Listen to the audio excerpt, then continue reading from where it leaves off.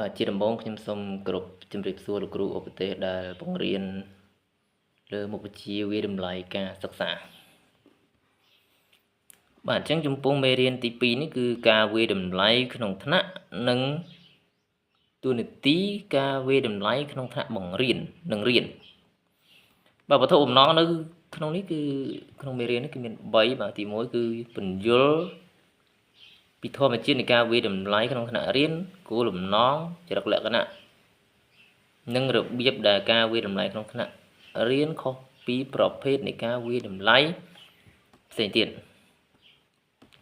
បាទទី2គឺឲ្យឧទាហរណ៍ពីរបៀបបញ្ចូលប្រភេទការវិទ្យាតម្លៃផ្សេងៗក្នុងថ្នាក់រៀននិងបង្រៀន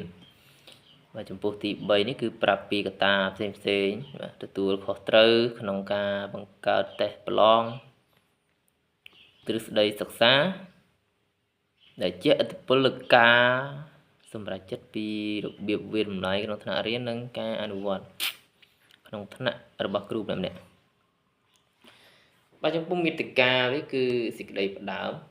ទី1សេចក្តីផ្ដើមទី2គឺបាទកត្តាសំខាន់ដែលជាឥទ្ធិពលលើការវិទ្យាតម្លៃក្នុងថ្នាក់រៀនទី3គឺធាតុផ្សំនៃការវិទ្យាតម្លៃក្នុងថ្នាក់រៀនបាទទី1គឺសេចក្តីផ្ដើមនេះបាទចូលដល់សេចក្តីផ្ដើមបាទសេចក្តីផ្ដើមនៅពេលការបង្រៀនបាទនៅពេលបង្រៀនបាទខ្លឹមសារមេរៀនបទពិសោធន៍សិក្សានិងការវិទ្យាតម្លៃមានភាពបន្ស៊ីគ្នាបាទមានន័យថាការសម្រេចចិត្តនិងការជំរុញទឹកចិត្ត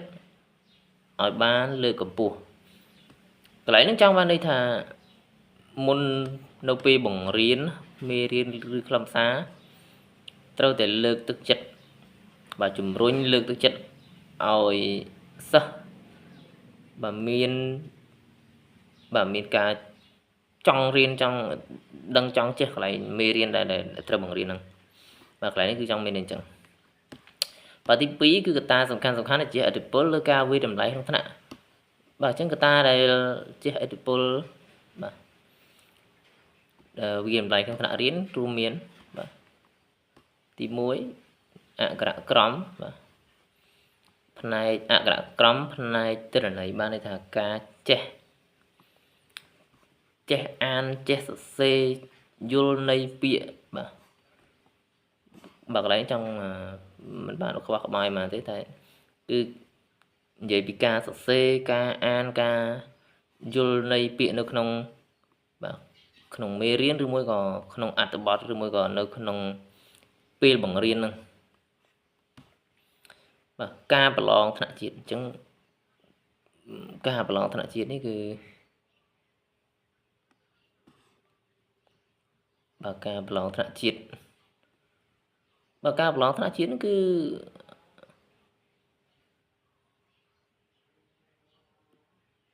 បាទមានការប្រឡងថ្នាក់បន្តមកទៀតគឺការអប់រំតាមប្រព័ន្ធស្តង់ដារគោលការណ៍នៃការបង្រៀននិងរៀនទ្រឹស្ដីបង្រៀននិងរៀនផ្សេងបច្ចេកវិទ្យាឥរិយាបថសតវត្សទី21បាទកន្លែងការប្រឡងនេះគឺចង់បានន័យថាប្រឡងថ្នាក់ជាតិណាគឺវារាល់ឆ្នាំនេះគឺការជាប់គឺមានបញ្ហាថ្នាក់សង្គមថ្នាក់វិទ្យាសាស្ត្រអញ្ចឹងទៅគឺកន្លែងនេះមួយគឺពិបាកមែនតើបន្តទៀតការអប់រំតាមប្រព័ន្ធស្តង់ដារអញ្ចឹងការអប់រំតាមប្រព័ន្ធស្តង់ដារបានលុះត្រាតែស្តង់ដារនោះគឺប្រើតាមក្រោមថ្នាក់ក្រោមមកមិនអាចអនុវត្តទៅថ្នាក់លើរបស់បានទេអញ្ចឹងបណ្ដុះតាំងពីតូចមកឬក៏អាចបែងចែកថ្នាក់សិស្សខ្សោយសិស្សមធ្យមសិស្សពូកែអញ្ចឹងទៅបាទបន្តទៀតគឺគោលការណ៍នៃការបង្រៀននិងរៀនទ្រឹស្ដីបង្រៀនអញ្ចឹងកន្លែងនេះគឺ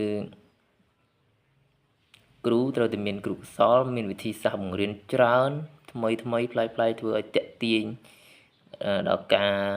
រៀនរបស់សិស្សឲ្យសិស្សចង់រៀនណាបាទការប្រើបច្ចេកវិទ្យានេះគឺល្អប៉ុន្តែបាទការប្រើបច្ចេកវិទ្យានេះគឺល្អមែនទែនក្នុងការឲ្យសិស្សរៀនកាន់តែពូកែ ប្រូបច្ចេកវិទ្យាគឺជួយច្រើនមែនតើបាទបានតែអាច search ឯកសារអាចស្រាវជ្រាវចំណេះដឹងថ្មីឬក៏អាចដឹងព័ត៌មានមុនបាទចំណេះដឹងអាចរៀនបានមុនគ្រូបាទអិយាបថនៅសតវត្សទី21គឺត្រូវតែបណ្ដុះពីថ្នាក់មកតៃថ្នាក់បឋមមកបាទបន្តមកទៀតនេះគឺនេះ2.1 គឺការតម្រូវការនៃថ្មីនៃពិភពលោកអន្តរទំនាក់ទំនងដោយផ្អែកលើព័ត៌មានបាទរួមមាន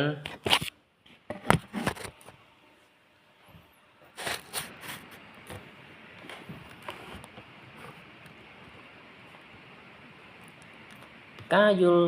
ស៊ីជម្រៅនៃបញ្ញាគ្រឹះរបស់ខ្លឹមសារមេរៀនសំខាន់បាទបំណិនពុទ្ធិដូចជាការដោះស្រាយបញ្ហាការសម្រេចចិត្តការគិតប្រកបដោយវិចារណញ្ញាណនិងមេត្តាពុទ្ធិការគិតប្រកបដោយនាវានុវត្តន៍អញ្ចឹងកន្លែងនេះសពាក្យកន្លឹះដែលត្រូវបកស្រាយតែដូចជាពិបាកបកស្រាយទេ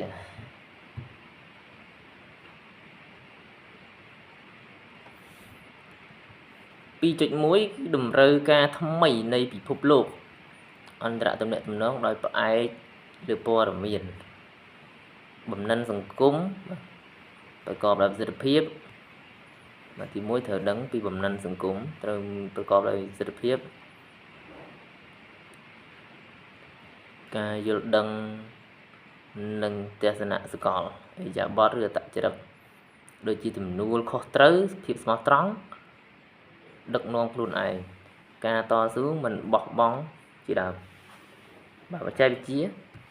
2.2 នេះគឺបច្ចេកវិទ្យាបាទបច្ចេកវិទ្យានេះគឺតម្រូវឲ្យមានការចាត់វិធានការនិងការគិតពីអ្នកសិក្សានិងការដាក់ពិន្ទុអូតូម៉ាទិកឬស្វ័យប្រវត្តិបាទមានន័យថាយើងបង្កើតទៅអាចដាក់ពិន្ទុឲ្យស្វ័យប្រវត្តិវាមានភាពសុក្រិតណាបាទផ្ដល់ឱកាសជាច្រើនដល់គ្រូបង្រៀននៅមធ្យោបាយថ្មីក្នុងការវាយតម្លៃរបស់អ្នកសិក្សាបាទអញ្ចឹងមានន័យថាត្រូវផ្ដល់ឱកាសឲ្យគ្រូបង្រៀនបាទមកវាយតម្លៃនៃការសិក្សារបស់សិស្សបាទ 2.2 នេះគឺគោលការណ៍នៃការសិក្សាសង្គមនិងពុទ្ធិសិក្សានៃការសិក្សាសង្គមនិងពុទ្ធិនិងការលើកទឹកចិត្តអញ្ចឹងការលើកទឹកចិត្តនេះគឺសំខាន់ណាស់ពេលខ្លះគឺអត់មានទឹកចិត្តក្នុងការរៀនអត់មានចិត្តចង់រៀនទាំងអីអញ្ចឹងទោះតែលើកទឹកចិត្តការសិក្សាស្រាវជ្រាវលើការសិក្សាការលើកទឹកចិត្តនិងការបង្រៀននិងរៀនទី1ទ្រឹស្ដីពុទ្ធិគឺទ្រឹស្ដីចំណេះដឹងគឺការសិក្សាប្រកបដោយអត្ថន័យនិងមានវិន័យក្នុងខ្លួនបាទមានវិន័យក្នុងខ្លួនបាទការបង្រៀនគឺអត់មានវិន័យក្នុងខ្លួនគឺពិបាកគឺมันអាចសម្រេចគោលដៅឬមួយក៏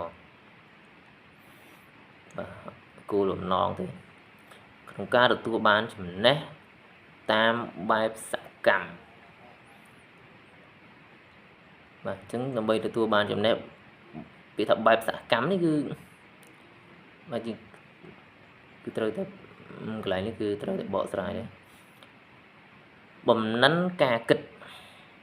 បាទអញ្ចឹងគឺត្រូវតែមានមូលដ្ឋានក្នុងការគិតការលើកទឹកចិត្តតាមរយៈការផ្ដល់មតិកែលម្អបាទកន្លែងខ្ញុំបញ្យល់អត់បានលម្អិតទេលោកគ្រូវាអាចនឹងបញ្ហាដែរ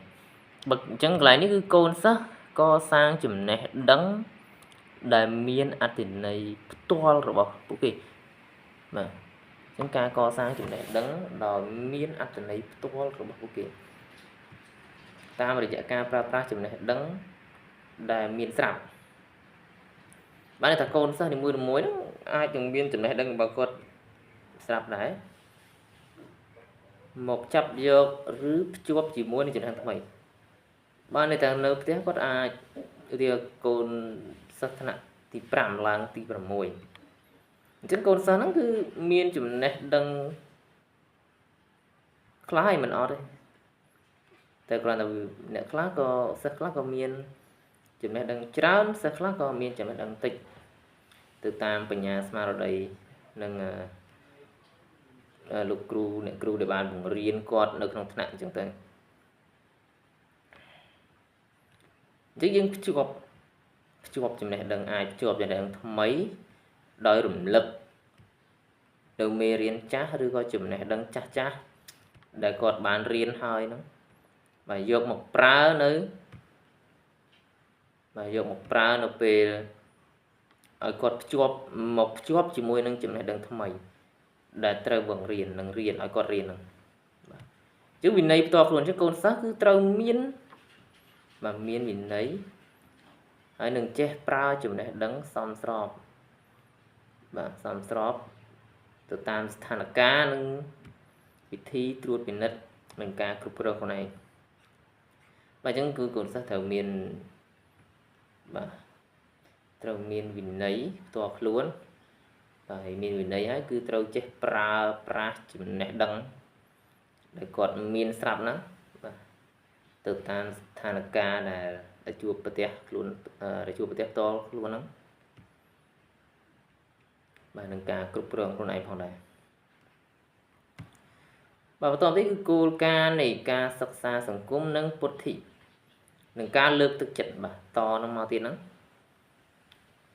បាទពុទ្ធិគឺត្រូវបានសម្រួលដោយវប្បធម៌និងបរិយាកាសសង្គមនិងអរិយាប័ត្រសង្គមនឹងជះឥទ្ធិពលខ្លាំងក្លាដោយអន្តរកម្មរវាងគ្នាអញ្ចឹងពុទ្ធិហ្នឹងគឺ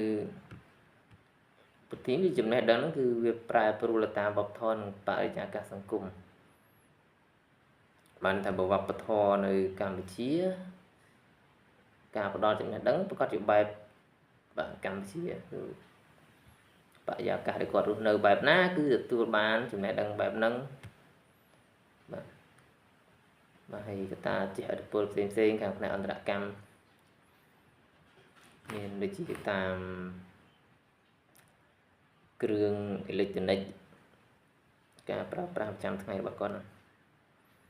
ការលើកទឹកចិត្តប្រកបដោយប្រសិទ្ធភាពបាទការលើកទឹកចិត្តប្រកបដោយប្រសិទ្ធភាពហ្នឹងគឺមានពីខាងក្នុងនិងជាពិសេសកូនសិស្សចូលរួមនៅពេលពួកគេជួបបញ្ហាប្រឈមនឹងការសម្របការយល់ខុសរបស់ពួកគេនឹងដោះស្រាយបញ្ហាអញ្ចឹងគឺកូនសិស្សគឺតែជួបបញ្ហាសូម្បីពេលនៅរៀនក្នុងថ្នាក់អាចនឹងប្រឡងមិនបានពិន្ទុច្រើនបាទរៀនមិនទាន់គេបាទអញ្ចឹងការលើកទឹកចិត្តនេះគឺសំខាន់ណាស់បាទពេលខ្លះគ្រួសារខ្លះក៏ជួបនឹង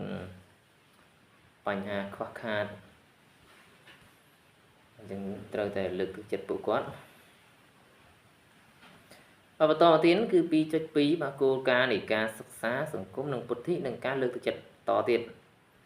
បាទត្រូវស្វ័យសិក្សាបាទត្រូវមានស្វ័យវាតម្លៃដើម្បីផ្ដល់ស្វ័យតម្រង់ទិស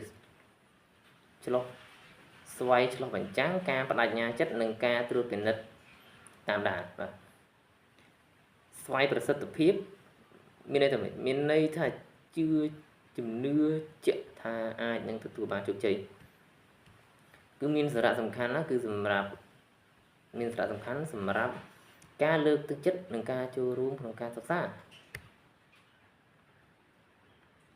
បាទបន្តមកទៀតនេះគឺការលើកទឹកចិត្តនិងការប្រឹងប្រែងការខិតខំប្រឹងប្រែងគឺជាធាតុសំខាន់ក្នុងការសិក្សាលើកទឹកចិត្តហើយនឹងខំប្រឹងប្រែងទៀតបើគ្រាន់តែលើកទឹកចិត្តហើយមិនខំប្រឹងប្រែងក៏មិនអាចដែរបាទគឺជាធាតុផ្សំក្នុងការសិក្សាអនុវត្តពីព្រោះបើគ្មានធាតុផ្សំទាំងនេះទេសិស្សអាចគិតថាខ្លួនឯងគ្មានសមត្ថភាពក្នុងការទទួលបានជោគជ័យបាទ ទី2គឺធាតុបាទចូលដល់ចំណុចធំ2នេះគឺធាតុផ្សំនៃការវាយតម្លៃនៅក្នុងថ្នាក់សំណួរសួរថាសំណួររំលឹកមេរៀនតើអ្វីនេះសំណួរសម្រាប់សំណួររំលឹកមេរៀនតើអ្វីជាការវាយតម្លៃនៅថ្នាក់រៀនអញ្ចឹងការវាយតម្លៃនៅក្នុងថ្នាក់រៀននេះគឺជាការសម្របជាការប្រមូលភស្តុតាងព័ត៌មានបាទភស្តុតាងឬព័ត៌មានក្នុងព័ត៌មានការបកស្រាយនិងការប្រើប្រាស់ភស្តុតាងនៃការរៀនរបស់សិស្សដើម្បីគ្រប់គ្រងការសម្រេចចិត្តតាមវិទ្យាបាយផ្សេងៗកន្លែងនេះចង់បានន័យថាដើម្បីវាយតម្លៃនៅក្នុងថ្នាក់ហ្នឹងត្រូវតែប្រមូលព័ត៌មានបាទប្រមូលព័ត៌មានក្នុងថ្នាក់សិស្សខ្សោយសិស្សកែបានបន្ទុកប៉ុន្មានធ្វើតេស្តទៅធ្វើតេស្តពេលប្រឡងនឹងការយល់មេរៀននីមួយៗរបស់សិស្សតើសិស្សហ្នឹងបាទទទួលបានចំណេះដឹងនៅពេលនៅក្នុងមេរៀនមួយហ្នឹងបានប្រមាណភាគរយបាទបានប្រមាណអ្នកដែលអាចទាំងចេះច្បាស់អញ្ចឹងណា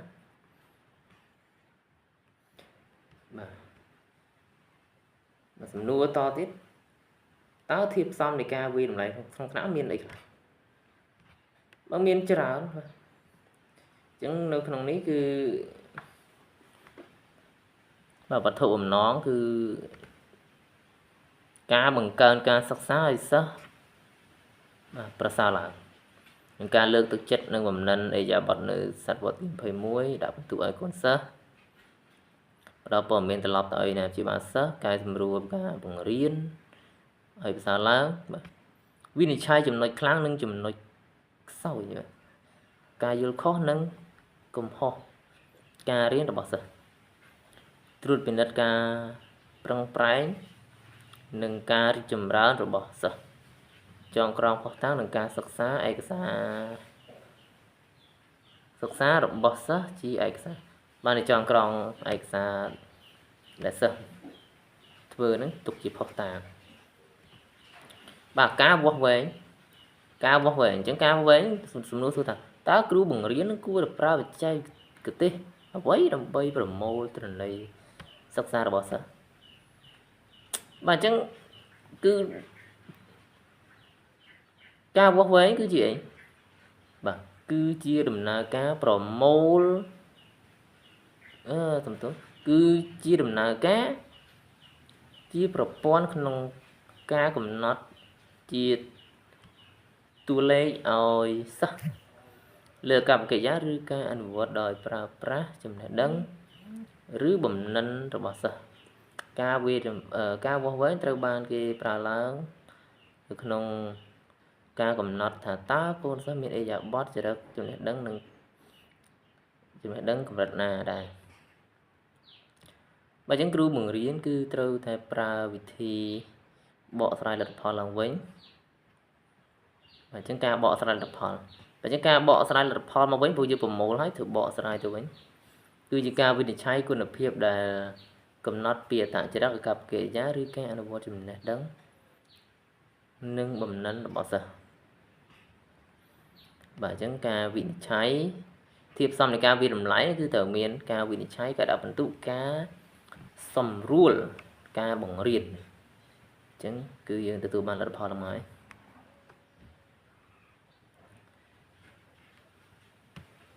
បាទអញ្ចឹងដូចនេះការវាយតម្លៃក្នុងថ្នាក់រៀននិងការសម្រេចចិត្តដាក់បន្ទុករបស់គ្រូបើអញ្ចឹងដើម្បីដាក់បន្ទុកបានគឺត្រូវមានឯកសារយោងជាច្រើនដើម្បីឲ្យការដាក់បន្ទុកនោះវាមានភាពសុក្រិតបាទត្រូវផ្ទៀងផ្ទាត់អានសំណេររបស់សិស្សមើលដំណោះស្រាយមើលអក្សរមើលអត្តចរិតសិស្សផងបាទអញ្ចឹងខ្ញុំមានតែប៉ុណ្្នឹងទេសូមអរគុណលោកគ្រូ